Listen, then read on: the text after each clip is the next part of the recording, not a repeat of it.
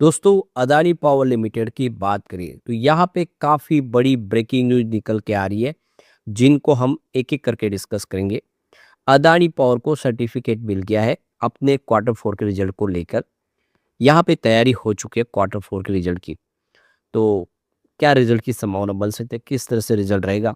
दूसरी तरफ देखें तो यहाँ पे अदानी पावर को काफ़ी बड़ा प्रोजेक्ट मिला है महाराष्ट्र से। लगातार इनका पोर्टफोलियो बढ़ रहा है।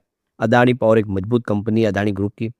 और दूसरी तरफ यहाँ पे समर सीजन को लेकर सरकार ने पावर सेक्टर कंपनियों के लिए कुछ एडवाइजरी जारी की है। अदानी पावर के लिए क्या है यहाँ पे अपडेट उसको समझेंगे इस वीडियो के माध्यम से। इसके अलावा कुछ और बड़ी जानकारी एक्सचेंज को दी गई अदानी पावर की तरफ से, जिसको भी समझेंगे। और म्यूचुअल फंड और बड़े फंड हाउस का रुझान अदानी पावर को लेकर कैसा उसको भी जानेंगे। लेकिन फ्रेंड्स, उससे पहले अगर आप पहली बार हमारे चैनल पे आए तो चैनल को सब्सक्राइब कर दीजिए, एक बेल आइकॉन दबा दीजिए ताकि जब भी नया वीडियो बने पहला नोटिफिकेशन आपको मिले। वीडियो पसंद आए तो लाइक से जरूर कीजिए। चलो फ्रेंड्स, वीडियो स्टार्ट करते हैं। मैं हूँ आपका दोस्त एस बी दवे और हमारे अपने चैनल ऑनलाइन कमाई में आपका बहुत बहुत स्वागत है।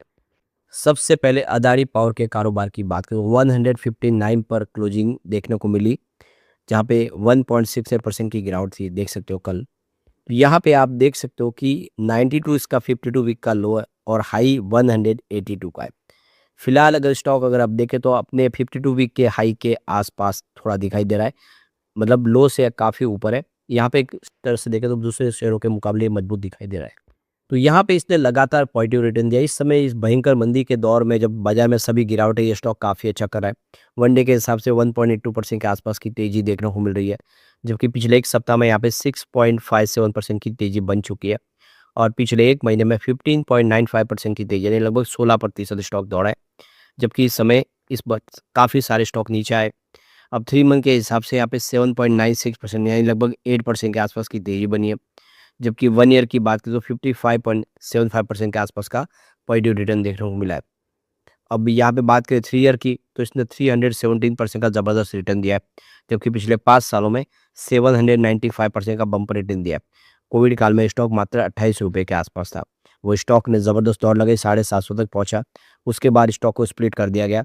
तो अब आप देखिए 5 के रेशियो में स्टॉक स्प्लिट हुआ है, जिसकी फेस वैल्यू 10 रुपये थी उसको ₹2 में बदला गया। उसके बाद भी स्टॉक ने बेहतर रन करना शुरू कर दिया है। यहाँ पे जो बड़ी अपडेट निकल के आ रही है, अदानी ग्रुप को यहाँ पे 2500 मेगावाट का एक महाराष्ट्र स्टेट इलेक्ट्रिसिटी डिस्ट्रीब्यूटर की तरफ से कॉन्ट्रैक्ट प्राप्त हुआ है।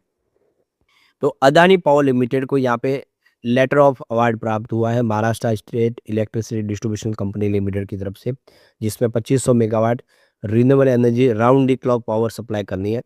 और ये लेटर जो है रिसीव हुआ है इनको 8:30 बजे 1 अप्रैल 2026 को।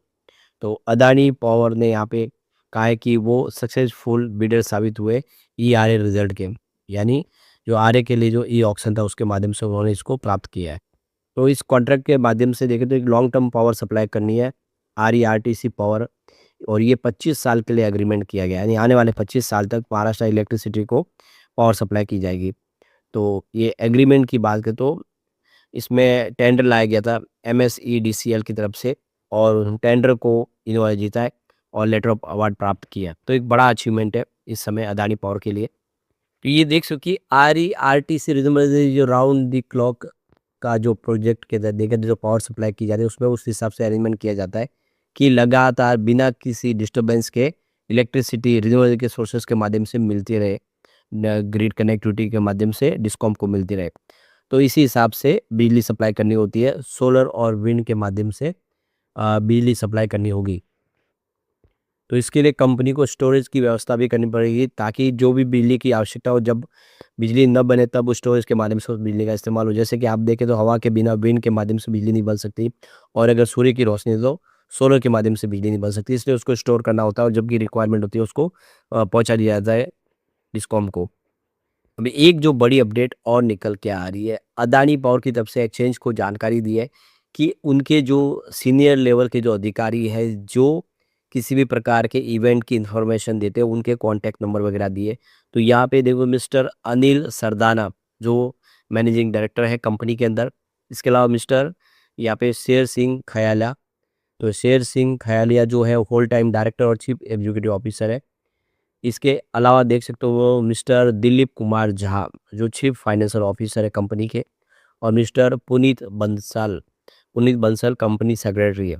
तो यहाँ पे मोबाइल नंबर दिए गए हैं, मतलब जो कॉन्टैक्ट नंबर जिससे आप कंपनी से कॉन्टैक्ट कर सकते हैं। ईमेल आईडी भी दी गई है जिस पे आप अपने जो भी प्रॉब्लम है उसको यहाँ पे शेयर कर सकते हैं कंपनी के साथ।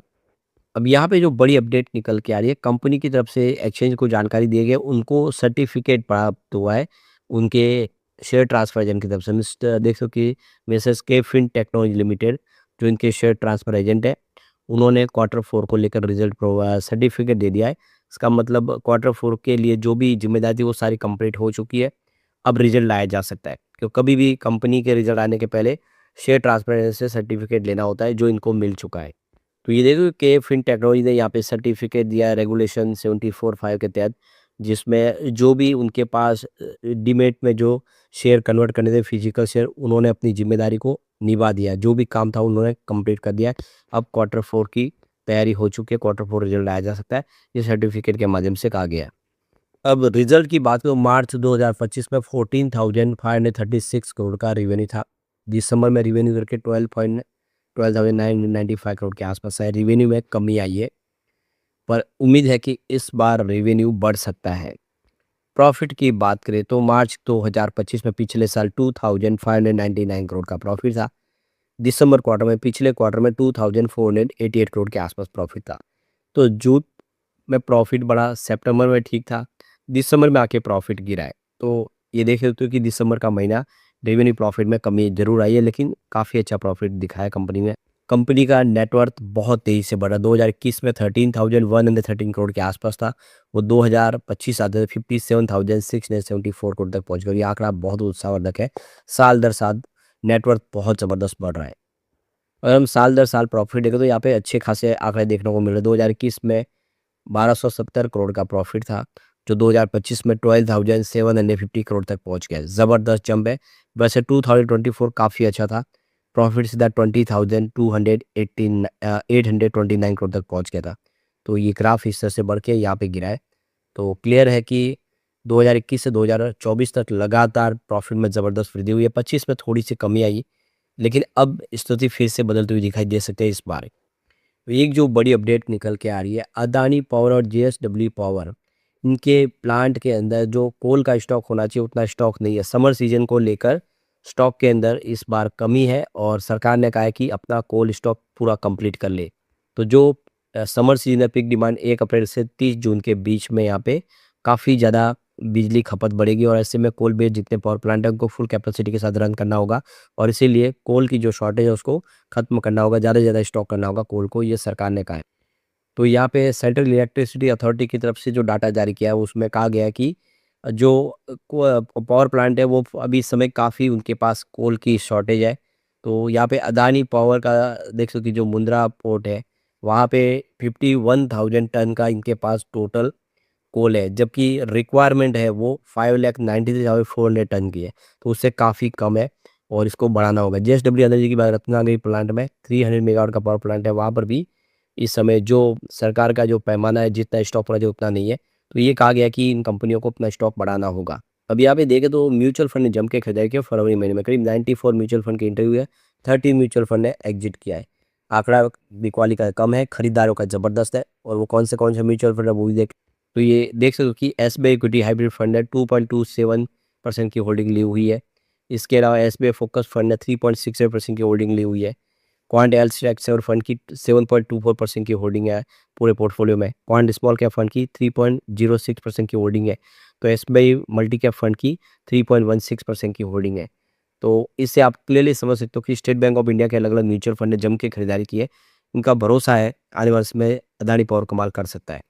लेकिन फ्रेंड्स, कोई भी इन्वेस्टमेंट करने से पहले अपने फाइनेंशियल एडवाइजर से एडवाइस ले ले, या अपना खुद का रिसर्च करें, क्योंकि मैंने वीडियो आपके एजुकेशनल पर्पज के लिए ही बना है। वीडियो पसंद आए तो लाइक से जरूर कीजिए और चैनल को सब्सक्राइब कर दीजिए। Thank you friends.